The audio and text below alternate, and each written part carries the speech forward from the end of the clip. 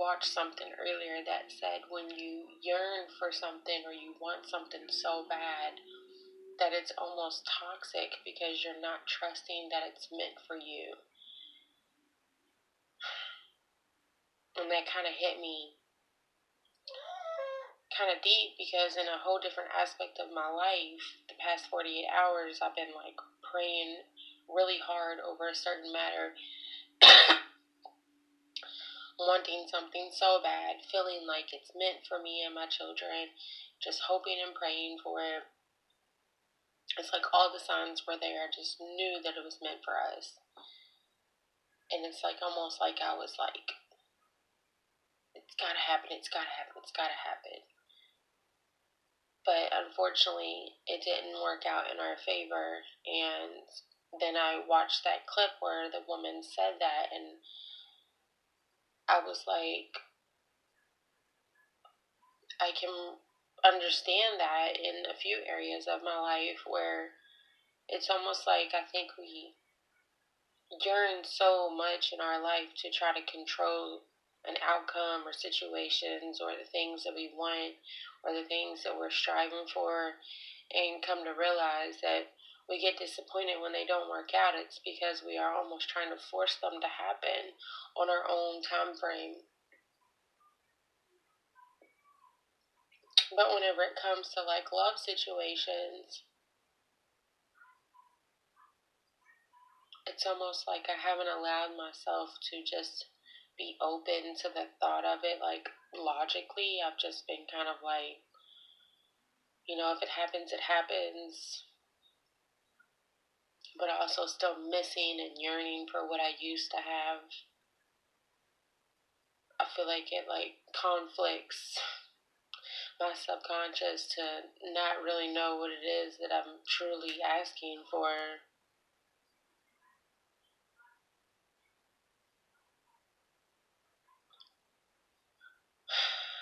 But then, on another contrast of it, I feel like it's kind of contradicting, like what's wrong with wanting something so much, like what is wrong with yearning for something, like when you're passionate about something in your life or a person, like I don't believe that it's unhealthy to want it or to yearn for it. But as I'm sitting here writing this story, I'm just like, I spent so many years wanting a certain outcome out of a certain person, and I never got it. It's almost like I was just like, it's gotta happen, it's gotta happen, it's gotta happen. I gotta have this person. I want this person. I love this person.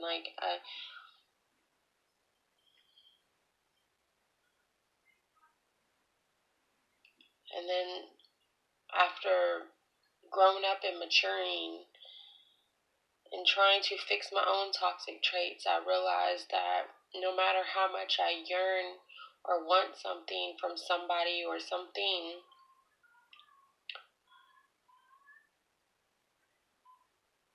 on the flip side, it could be a whole different time,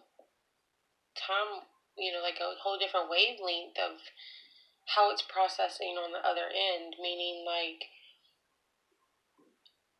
sure, yeah, I deserve whatever it is that I'm asking for, but where it's coming from may not be ready to. It's almost like planting a seed that was planted in the wrong time of the year. So therefore it didn't get nurtured and grow like it was supposed to. So it's almost like you're just waiting around on the next season, but once again you're yearning for that season to come around so you can finally nurture it and grow it the way it's supposed to. But nobody really can say whether or not it's actually going to bloom.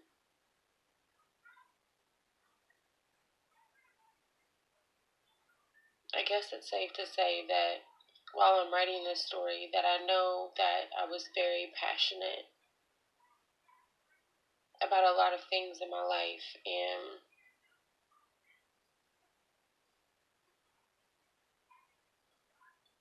there was no more I could possibly do if I felt like I was already doing enough. There's always going to be a place in our life where we feel like we could have done something differently, we could have done more. But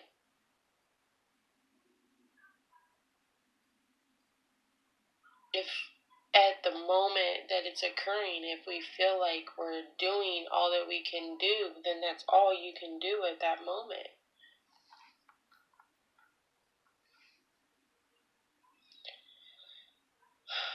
But, with age comes wisdom, and when you get a little bit wiser and you see things from different perspectives and realize that things aren't always going to go the way that we think or hope or pray them to be, but that we can only just graciously plan for things to work out for the best for all parties and people involved.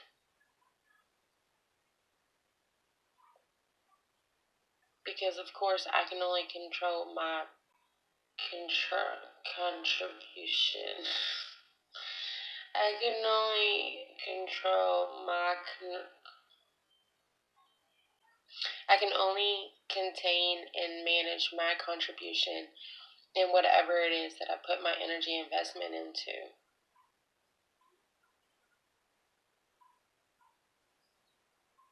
I'm just at a place in my life to where, like, I'm all about reciprocation. I can never say this right. It's so late. I'm ready to go to bed. Reciprocation. Anyways, like, I think I spent so many years just giving and giving and giving because I never understood what it was like to receive. When you grow up in a family that lived off of food stamps and government assistance, and you never had really nice things, and you always had hand-me-downs, and you were always the black sheep of the family, always picked last, didn't have a lot of friends. It's traumatizing. And you think about that little person that you used to be and how much it sucked to never have been a priority to anybody that you thought were supposed to be important in your life. So, being who I am, and I'm sure there's a word or a term for it, it's almost like I did like role reversal, and I was just constantly trying to be that one priority in everybody else's life, like making people my priority instead of putting myself first. It's like I didn't, instead of taking that lack of love that I wasn't receiving from other people, I should have put it in myself, but I didn't. I put it in other people. I didn't know any better. A lot of us don't know any better, when we go through these generational conditioning bullshit,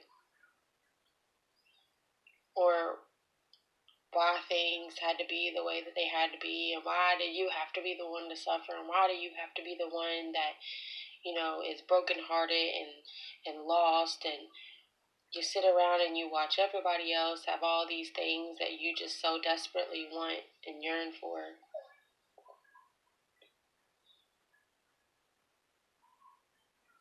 Having trust issues all over the place. And it's like one day you wake up and it all makes sense. Like, I hate the fact that the younger version of me had to go through all that and experience life the way that she did, but would I want that for my children? Hell no. Would I ever expect my children to grow up and be mentally strong like I am just because they had a horrible childhood? No, because we're all set up differently. But what I do know is that within myself, I had to build myself up to understand that what I went through was not my fault. and that the people who walked out on me, it was not my fault. I never really took any adults in my life seriously because, I mean, shit, they were messing up so much in their life that I grew this mentality of that, like, well, I'll never know unless I try it myself.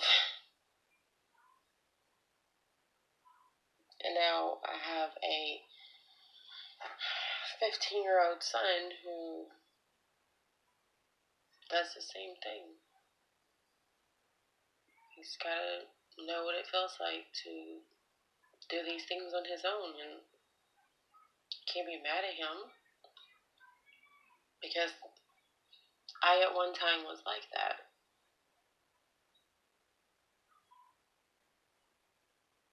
All I can do is encourage him to want better for himself.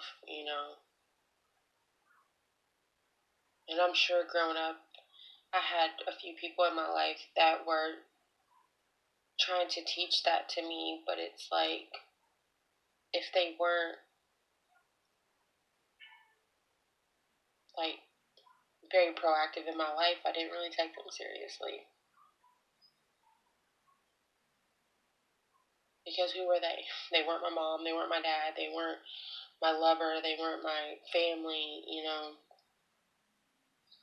Me and my family has been so segregated for so many years that I kind of felt like I had no choice but to kind of stand on my own.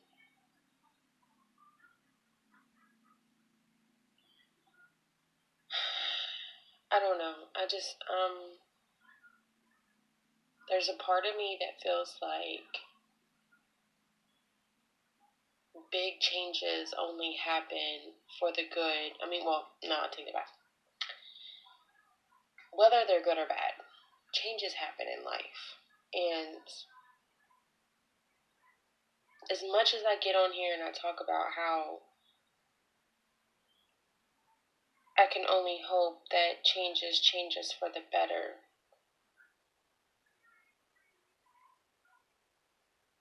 sometimes it takes us for us to see our ugly sides and the not so good sides. For us to really start putting the pieces together of why we were and are the way we are and who we don't want to be. Or why we don't want to treat people certain ways. Or why we want to stop fucking with certain people. Or why for so long we felt it inside that we were actually decent people, but we had all the people around us that we gave a fuck about telling us we weren't good people. Or that we were crazy, or we were fucked up, or we didn't know what we were talking about. I can sit here and have a nice little vacation budget set aside with every dollar I could have collected from all the sayings of people telling me that I was never going to amount to nothing, or that I didn't know anything about love, or that I was a horrible mom. Like, I've done heard so many negative comments about just me just trying to find who I am.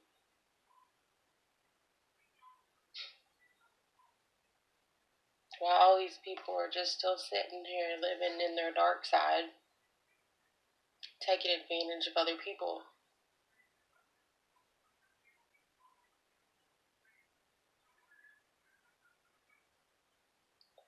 I think it really takes a lot of reflection on like past events and situations in your life for you to understand that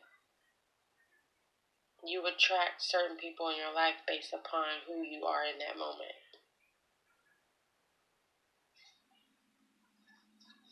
And we all have toxic traits. We really do.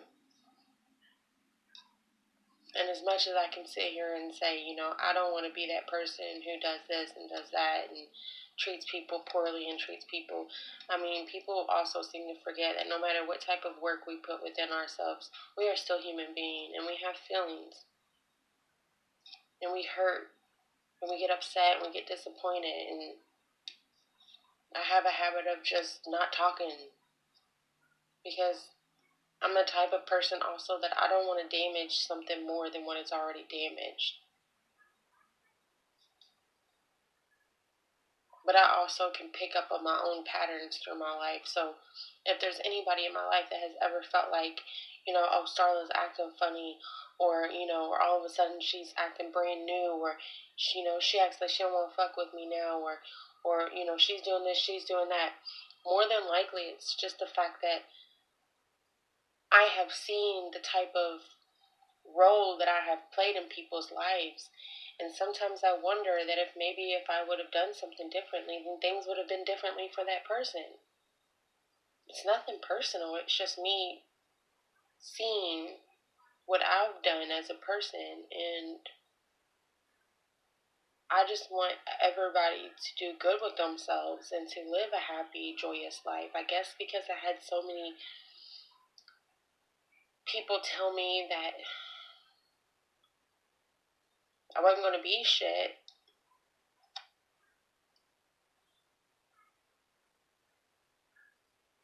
It just made me all more encouraging to tell other people that they can be somebody.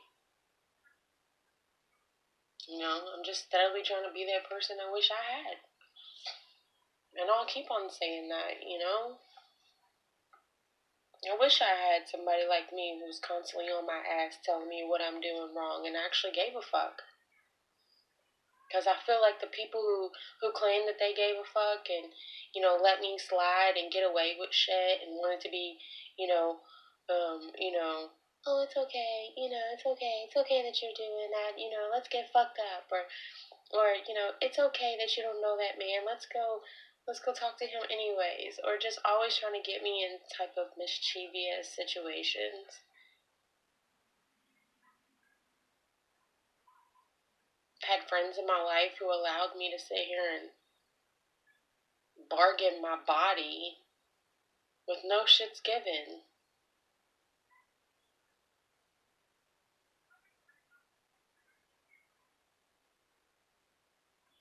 And I've had friends in my life who,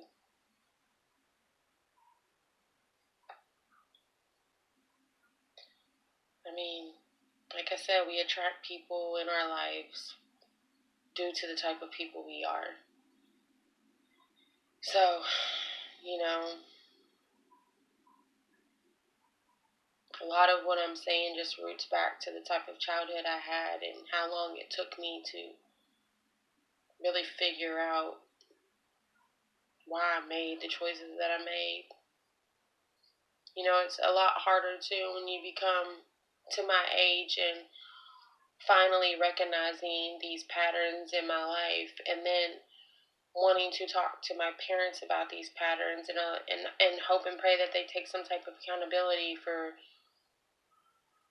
kind of pressure me to put me on this pedestal, knowing good and well that they weren't the best role models in my life. But here I am today, and the relationships I have with my parents have really went downhill. And again, I know that I've done all that I could do in every situation. I always have. But sometimes we just come to a point in our life where we get exhausted of always trying to be the bigger person. Always trying to be that person to be like, hey, it's okay. We fuck up. You fucked up. Let's talk about it. And if they don't want to talk about it, there ain't nothing you can do to make them talk about it. People live in denial and guilt for so long, that they don't feel comfortable admitting the truth. They don't feel comfortable being looked at awkwardly. And, it's like they already have created the story inside their head that they are a bad person, or they won't be looked at the same, or they won't be trusted the same, or if you are already losing people in your life, or situations are already going awry in your life, what more can you lose by just being honest with people that you care about? And that's why, I think, all of this has kind of came to me while I'm sitting here writing, because I'm literally really reliving 12 years ago, and it's different when I speak about it because I'm actually picturing it as I'm writing it. Just that whole time frame in my life, like where I was at mentally. I'm not on here to sit here and say that what I would have known, what I know now, I wish I would have known then, because I feel like I've always kind of known what I wanted to do with myself, or who I am, but it's like I always had the wrong people around me or the wrong environment steering me away from what really made me happiest. Or tried to confuse my actions, to persuade me to make foolish decisions. Like, I can recall trying to make really healthy choices in my life, but it was a joke to other people, and it was like, well, you know what? I think it'd be better if you did this. Or try to persuade me or pressure me to, kind of fall off whatever type of good I was trying to do for myself. And always trying to prove a point to people that I cared about them. And the ugly part about that is that I felt like the only way to show them that I cared about them was that by listening to everything that they told me. Nowadays, I wish I hadn't. But if I hadn't, then I wouldn't be where I'm at today mentally. It just sucks because family was always really big and important for me. Having a family of my own was always really big for me. And the crazy wild part about it is I've never been a follower. And I know what I just said kind of contradicts what I'm saying now, but I haven't. I've always kind of did my own thing. I've said my own thing. I've had my own personality. I created this woman that I am today a long time ago, but I was just very insecure with myself, and I didn't have self-esteem, and I was afraid to be who I truly was around the people that claimed that they liked who I was. It's like every time I tried to be myself, there was only maybe about one or two people in my life that I actually genuinely was myself around and gave no shits given. And then other people I had to like shield it. It's almost like you. Mhm. Mhm. Yeah, I know. And I got really shy, and I didn't. It's almost like whenever I would go out, okay, to enjoy myself, like at the club or something, I had to literally be under influence, whether that be by marijuana or pre-gaming it by some alcohol, before I could even go around people. Just because I was so insecure with what I looked like, how I danced, who I was with, what type of scenery I was in. Like, I had to be incoherent, somewhat. I mean, I've had a lot of really drunken moments, but it's almost like, I didn't go in there fucked up. I would just be blitzed just enough to not give a fuck. And this was almost every time I went out. Every time. You know, I don't think that I ever had one night stands or promiscuous, situations without being fucked up. Because the sober me would have never made those type of decisions. Like, I can recall on a couple of occasions where like I would link up with somebody that I had, I would get drunk and have whatever with, and then I'd be sober and they'd hit me up and I'd be like, I don't know, and then I would try to look for like weed to smoke so I could calm myself down, or I'd be like, so what are we drinking tonight, because the one or two incidents that I'd be around them sober, I felt weird, I felt awkward, I was uncomfortable, I wanted to go home. Like, I shielded who I truly was around a lot of people.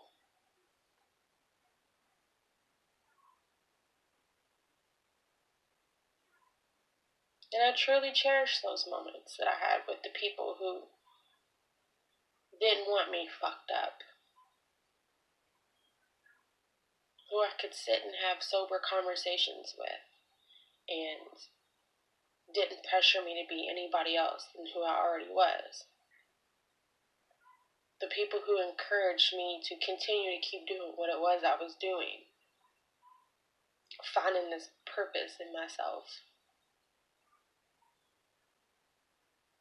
But it seemed like that self-esteem matter lasted for so many years.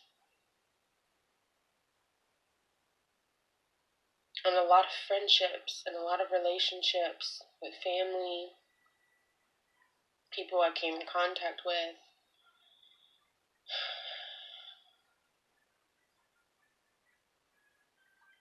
they went sour. But I had to look at the good in all of it because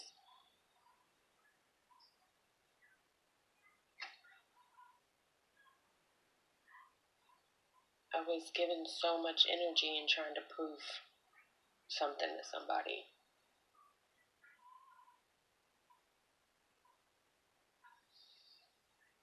I don't know. I feel like I had to get a little venting session in, so maybe you'll find something in this video. I don't know. I'm going to continue to keep writing what I'm writing. See how the night goes. Ta-ta for now.